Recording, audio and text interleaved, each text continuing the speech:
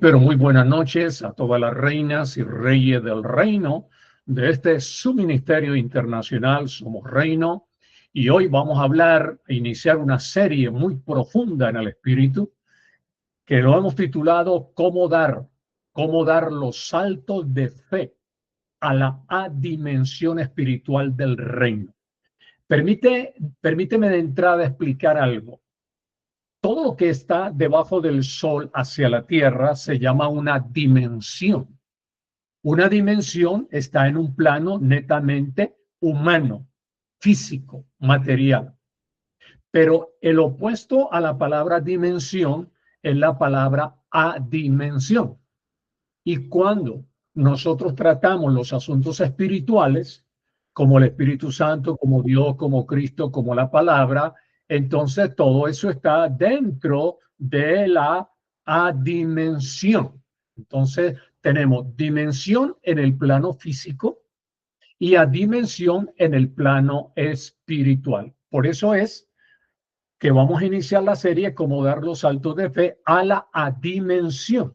Entonces, cuando yo hable de adimensión, no estoy hablando de un rito, ni de una sombra, ni de un rudimento, ni de un símbolo, sino que estoy hablando de algo netamente espiritual. Vamos a basarnos en 2 Corintios, capítulo 4, verso 13, que dice: pero teniendo el mismo espíritu de fe, conforme a lo que está escrito, Pablo dice, creí, por lo cual hablé. Nosotros también creemos, por lo cual también hablamos. Pero fíjese bien lo que se subraya en el versículo, espíritu de fe. Todos los que estamos aquí en Cristo tenemos el mismo espíritu de fe. Yo no tengo más fe que tú no tienes más fe que yo. Tenemos, porque ahí dice el texto, el mismo espíritu de fe. Fíjense que desde que el pecado de Adán entró en el mundo y Adán fue expulsado del Edén, creó barreras espirituales que hay que saltar hacia el otro lado de la barrera, de la valla, del obstáculo, donde se encuentra la verdadera vida espiritual en Cristo. Pero hagamos la pregunta, ¿qué es un salto de fe en el reino? Es un cambio de posición. El salto de fe ocurre cuando nuestro entendimiento, mente o comprensión se mueve de un nivel inferior a un o primario a otro nivel que es mejor que el anterior, que es pleno y que es realmente superior. La Biblia es un conocimiento binario. ¿Qué significa binario? Significa binario que es algo basado en dos. Por eso bi es dos.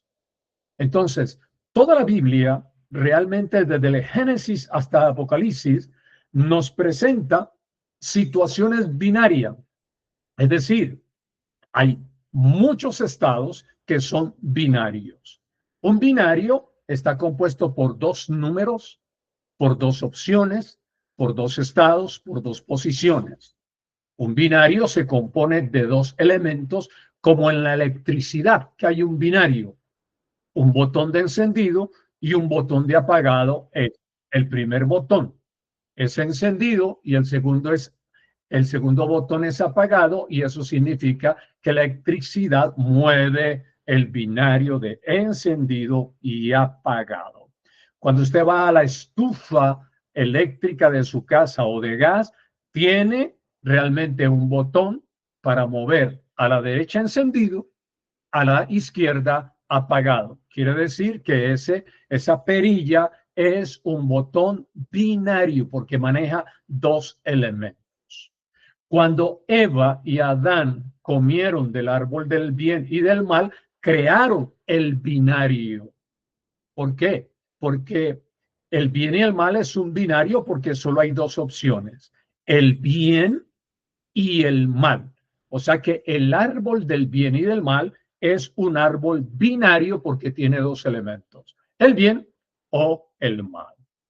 Yo puedo dar el salto del bien al mal. Toda persona puede estar haciendo el bien y de pronto empezar a hacer el mal. O sea que dio el salto del bien al mal, bajó de lo superior a lo inferior. O en su efecto puede dar el salto del mal al bien. El salto cambia instantáneamente su estado de energía de un nivel a otro.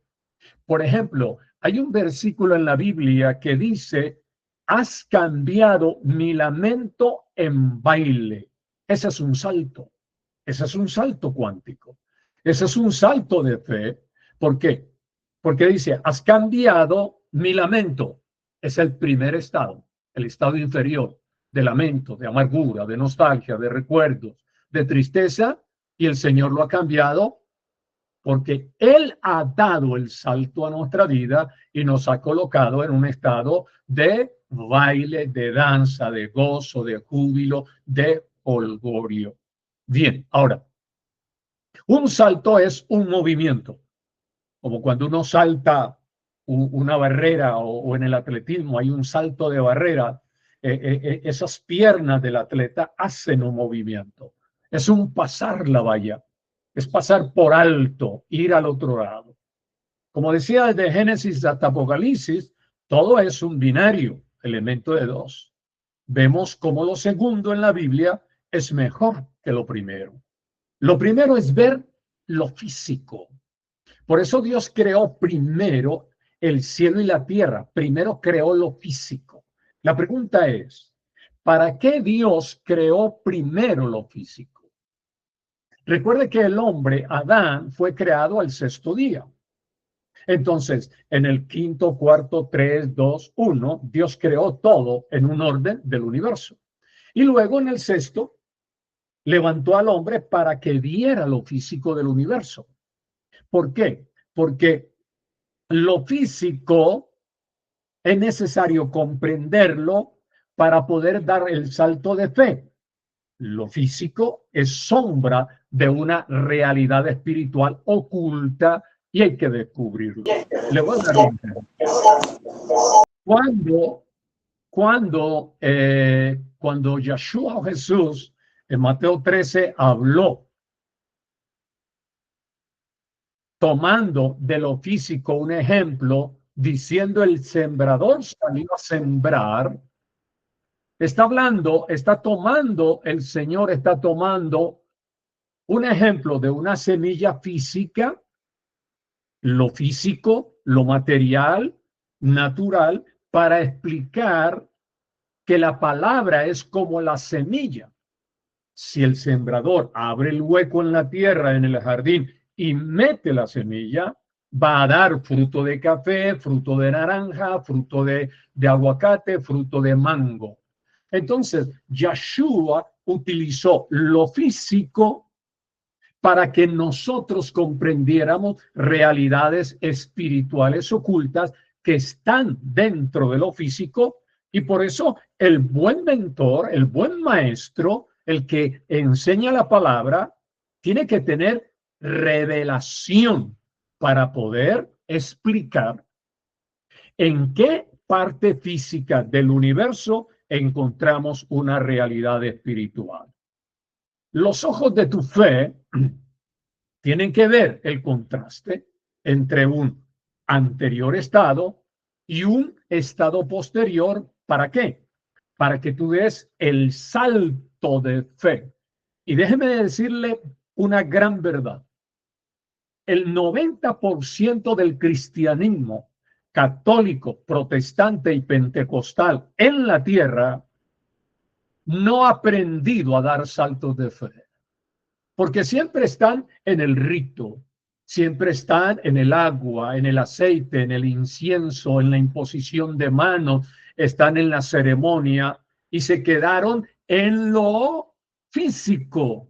El pan es físico, la copa del vino es físico, el aceite es físico, y todos esos rudimentos son: el humo es físico, el incienso es físico, el agua es físico, el aceite es físico, y se quedaron dándole a los creyentes en el iglesismo lo físico. y por eso es que no han dado el salto de fe a lo espiritual. Pero usted y yo que estamos en el reino, estamos aprendiendo a dar el salto de fe y desde esta serie usted va a quedar bien instalado para poder usted estar en la realidad de la sombra. La base, amados, del salto de fe está en 1 Corintios 15:46. Vamos a explicarlo bien. Donde Pablo dijo en el texto, mas lo espiritual, oído y atención, mas lo espiritual no es primero, sino lo animal, lo físico. Luego, lo espiritual. Fíjense que la palabra animal es del griego psichikon, que quiere decir lo natural. O sea que Pablo dice, mas lo espiritual no es primero, sino lo natural. Luego, lo espiritual. Y lo espiritual es del griego neumaticón, que es lo espiritual, lo real, lo verdaderamente en el espíritu. Entonces, Pablo está enseñando la ley de la prioridad. En 1 Corintios 15:46, la prioridad no es lo animal o lo natural o lo físico o lo material, es lo espiritual.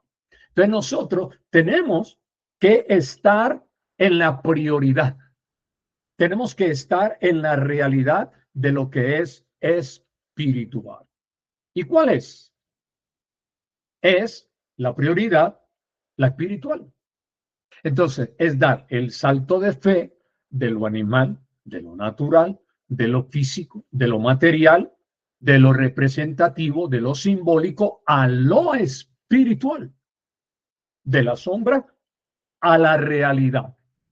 En 1 Corintios 15, el apóstol Pablo presenta al primer hombre Adán, alma viviente, y presenta al postrer Adán, Cristo, espíritu vivificante. Vamos a aprender ya de una cómo dar el salto de fe de Adán a Cristo, de lo almático a lo espiritual. Por eso hay muchos creyentes que son más almáticos que espirituales, porque no han aprendido a dar el salto cuántico de lo almático a lo espiritual. Y primero viene la esencia humana terrenal y mortal que Pablo explica en 1 Corintios 15, basada en el alma. Por eso él habla que Adán es alma viviente. Y después viene la existencia espiritual basada en la existencia resucitada, inmortal en Cristo, basada en el Espíritu, y por eso habló de Cristo como Espíritu vivificante. Entonces nosotros en el reino no estamos en el Adán almático, carnal, pecaminoso, transgresor. Nosotros estamos en el Cristo que resucitó. Estamos en el Espíritu que da vida. Estamos en el Espíritu vivificante. Entonces, primero se experimenta la existencia de un cuerpo perecedero, mortal, para dar el salto de fe a un cuerpo espiritual inmortal. ¿Qué quiere decir? Amados, usted y yo estamos viviendo a Cristo en el espíritu, pero dentro de un estuche llamado el cuerpo. Este cuerpo suyo y mío es débil, efímero, corruptible, mortal y presto a morir. Pero cuando su cuerpo muera, entonces esta cáscara del cuerpo, este estuche del cuerpo, ¿qué va a suceder? Va a suceder que dejamos esta cáscara del cuerpo en la tierra o en el fuego, si a usted le gusta que lo cremen, pero de nosotros va a salir el cuerpo espiritual. ¿Por qué? Porque esa entidad espiritual es tu espíritu en Cristo. Por eso tu espíritu en Cristo no tiene tumba.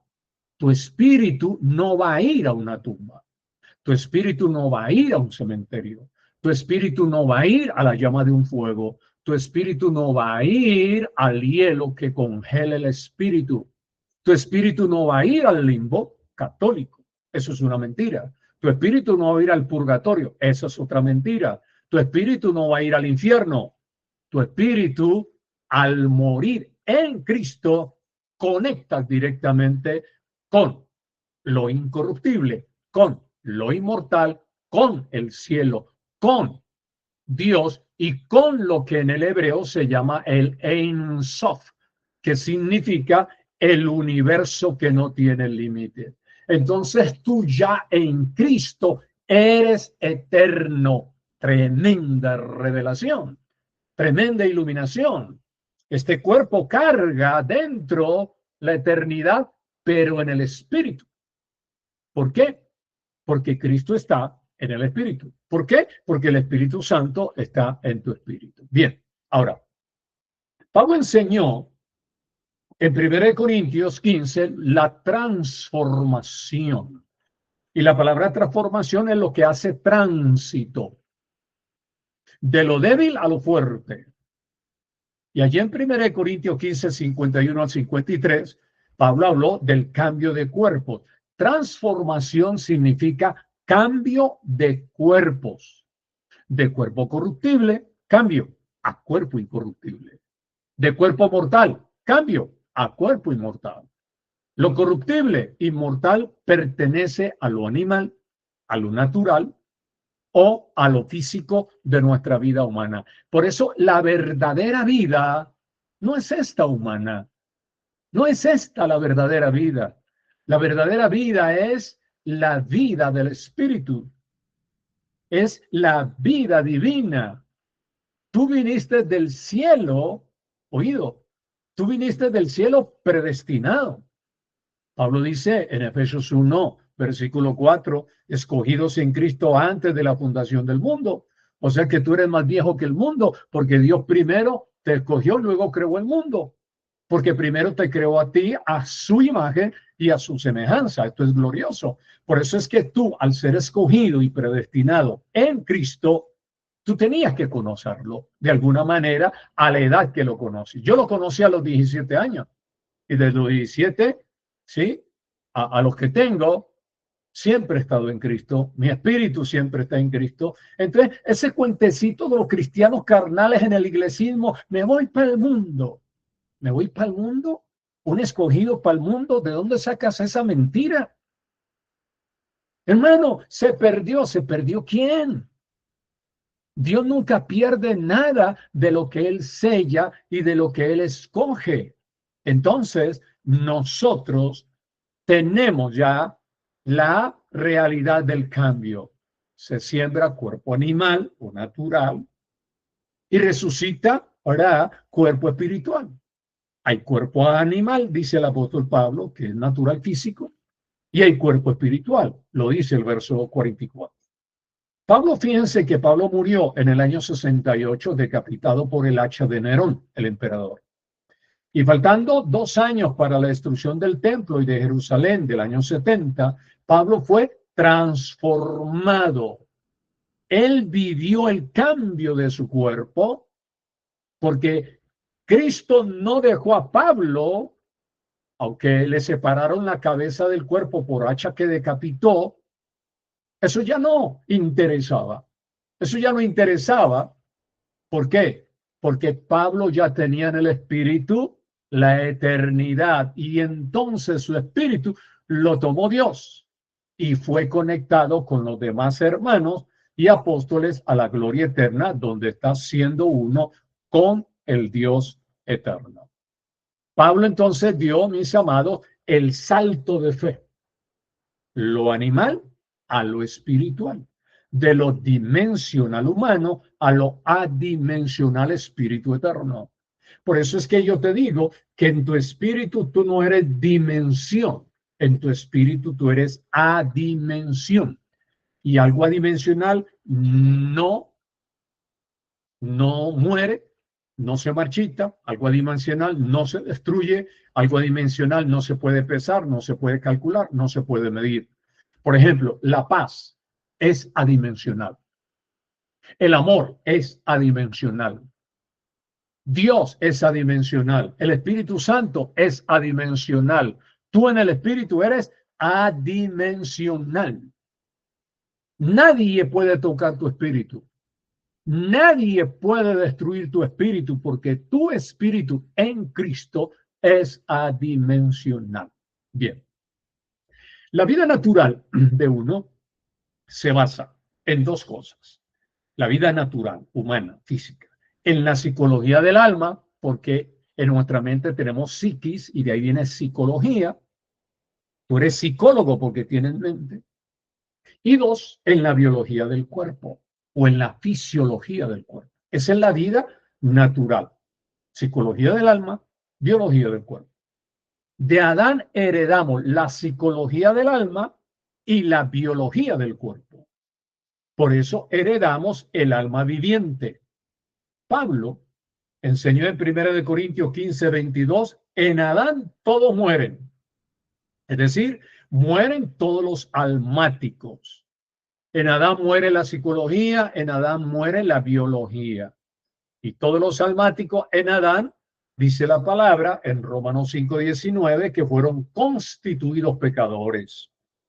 La palabra constituidos es del griego katistemi, que significa ser puesto en Adán, constituido en Adán, colocado en una condición y naturaleza de pecado adánico. Pecadores es un término que no solo alude a quienes cometen actos de pecado, sino a quienes están bajo el dominio del pecado. Tú en Cristo no puedes estar bajo el dominio, bajo los hábitos, ni bajo los vicios del pecado. Por eso es que quienes están bajo están separados de la justicia, de la salvación divina. ¿Cómo podemos entonces, cómo damos entonces el salto de fe de Adán, el almático, a Cristo, el Espíritu vivificante? Creyendo lo que Cristo hizo en la cruz. ¿Qué hizo? Hizo la cruz de la redención. Y por eso Efesios 1:7 dice, en Cristo tenemos. Diga conmigo, yo tengo. ¿Por qué? Porque la palabra tener, ¿sí?, pertenece a la propiedad. Yo tengo una camisa, yo tengo un reloj, yo tengo una moto, yo tengo un auto, yo tengo una casa, porque cuando dices tengo, es tu propiedad. Y aquí hay una propiedad. En Cristo tenemos redención por su sangre, el perdón de pecados, según la riqueza de su gracia. Entonces, antes de Adán, pecado, pecadores, hoy en Cristo, redención es lo que tenemos. Redención es del griego apolitrosis, apolitrosis, que implica un acto de liberación mediante el pago de un pecado o un rescate a precio de sangre. Es el acto de comprar la libertad de un esclavo. Eso se llama redención, apolitrosis. Entonces, tienes que moverte del pecado a redención. Una vez que el precio fue pagado a precio de sangre, el perdón te fue otorgado. Te fue cancelada la culpa y la deuda que tenías ante el tribunal de Dios. Por eso Hebreos 9:26 dice que Dios quitó de en medio el pecado. Amados, el Espíritu de Cristo vino a tu corazón y levantó el pecado. A los ojos de Dios no tienes pecado. Por eso puedes decir, ninguna condenación hay en mí, porque yo estoy en Cristo. Romanos 8:1. En el reino, tú eres un rey sin pecado adánico. En Adán todo muere, pero en Cristo estás vivificado. Esto es dar el salto de fe a la adimensión espiritual del reino. Por eso, justificados por la fe, tenemos paz para con Dios, como dice Romanos 5:1. Amados, en el reino ya no tenemos nada que ver ni con la parte almática, ni con el pecado de Adán, ni con el viejo hombre de Adán. ¿Por qué? Porque en Romanos 6:6 dice que ya fue crucificado. Tu viejo hombre, tu viejo esquema ya fue crucificado. Tú ya no tienes viejo hombre, lo tienes clavado en la cruz. Entonces, hagamos la pregunta, ¿por qué lo bajas? ¿Por qué lo vas a bajar de ahí si está crucificado? ¿De dónde vienen las guerras y los pleitos entre vosotros? De las pasiones del viejo hombre que combaten en vuestros miembros, como dice Santiago 4:1. Entonces, cuando en una relación de pareja hay pelea, hay lucha, hay separación, hay gritería, me dices, te digo, ¿qué está viéndose ahí? Dos viejos hombres. El viejo hombre de la mujer que grita, el viejo hombre del marido que responde, el viejo hombre de la hija mayor que se mete en el asunto. Conclusión, no han dado el salto cuántico. Parejas que están en el iglesismo, que van a culto, pero el viejo hombre lo tienen bien vivo porque lo bajaron de la cruz. Las pasiones del viejo hombre, los combates del viejo hombre, los deseos, la epitumia del viejo hombre. Por eso nuestro viejo hombre está crucificado. Eso no lo entienden muchos. ¿Y qué es el viejo hombre? Es Adán en mi carne. Viejo hombre es esa mentalidad que programa pecar. Viejo hombre son esos hábitos automáticos que haces. Viejo hombre son esas viejas heridas, temores y carga de culpas. Viejo hombre es que yo vivía separado de Dios. Viejo hombre es ese viejo esquema, ese estilo y antigua manera de vivir bajo una identidad caída y perdida. Tu viejo hombre buscaba una taberna, tu viejo hombre buscaba un burdel, tu viejo hombre buscaba un club, tu viejo hombre buscaba una cantina o un bar, porque todos esos antros de pecado son para darle la bienvenida a todas las viejas y a todos los viejos hombres. Entonces, no me diga que ese lugar es para un santo. No me diga que esos son lugares para uno que ha nacido de nuevo. Nosotros ya nos retiramos de ahí. Nosotros ya salimos de ahí, ¿sí? Eso no es para nosotros. Entonces, cuando tú estás en Cristo, tú no puedes entrar ahí, porque esos son lugares, ¿sí? De antro, de pecado. Ahí nadie ora, ahí nadie canta aleluya, gloria a Dios. Olvídense de eso. A la gente hay que predicarle un evangelio de arrepentimiento, porque hoy en día se está predicando un evangelio de acomodo. Venga a Cristo y Él le da casa, carro y beca. Venga a Cristo y Él le alegra el alma. No, no, no, no, no. No, venga a Cristo arrepentido. Y si no, pues no ha nacido de nuevo. Así es de claro en el reino estas cosas. Entonces, este viejo hombre está muerto. Tú lo tienes muerto. Está crucificado, inactivo. No está muriendo. Está clavado como un hecho consumado de Dios. La cruz de Cristo no vino a maquillarnos, ni a reformar al viejo hombre. Lo voy a poner el bonito al viejo hombre. Sí, muchos pueden pintar la uña de rojito, de rosadito, pero por dentro está la mugre dentro de la uña. Entonces, el viejo hombre, la uña mugre, la pueden maquillar de religioso. El viejo hombre se hace religioso en una misa católica. El viejo hombre se hace religioso en un culto evangélico. Canta, ora, lleva la Biblia debajo del brazo, pero es el viejo hombre, porque van al culto y cuando llegan a la casa, el viejo hombre explota, grita, maldice, reniega y acaba de venir de la iglesia. Entonces, amado, tenemos que entender que esto no se maquilla ni se reforma. Cristo lo vino a crucificar y lo da por muerto. El asunto es, ¿y tú lo das por destruido? Yo ya di por destruido mi viejo hombre y nombre. Fíjense que la palabra destruido es del griego katargeo, que significa viejo hombre anulado, viejo hombre sin poder, viejo hombre sin acción legal. Entonces, terminemos diciendo en esta primera serie que empezamos hoy, que se titula Cómo dar los saltos de fe a la dimensión espiritual del reino, concluimos diciendo que tu primer salto de fe es del viejo hombre, oído, del viejo hombre, Adán, al nuevo hombre en Cristo. Salto de fe. Me vengo del viejo hombre para el nuevo hombre. Y en la segunda conferencia de esta serie que estoy comenzando, vamos a hablar profundamente en sí qué es el nuevo hombre. ¿Cómo? ¿Cómo puedo saber yo que soy una nueva criatura en Cristo? ¿Cuáles son las virtudes del nuevo hombre? ¿Por qué soy nuevo hombre?